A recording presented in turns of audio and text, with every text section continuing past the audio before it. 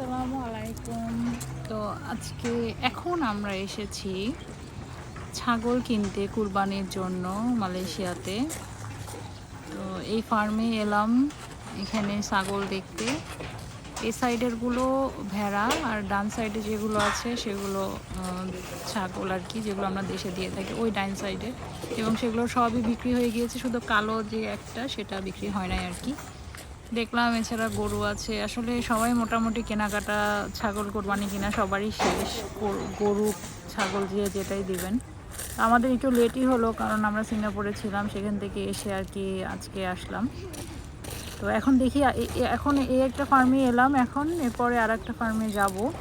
তো গিয়ে দেখি কোনটা ভালো লাগে, তারপরে সেখান থেকে একটা পছন্দ করে কিনবো। সামারা ভীষণ এক্সাইটেড, কিন্তু অতিরিক্ত গন্ধ, খুবই গন্ধ বেরোচ্ছে, কিন্তু অনেক পরিষ্কার পরিচ্ছন্ন, কিন্তু এমন গন্ধ কেন হলো আসলে আমি ঠিক বুঝলাম না।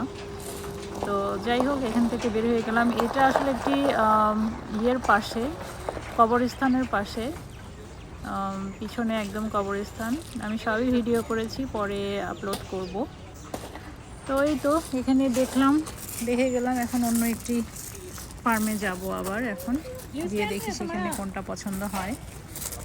সবাই ভালো থাকবেন, আল্লাহ হাফেজ, বাই বাই। Bye bye.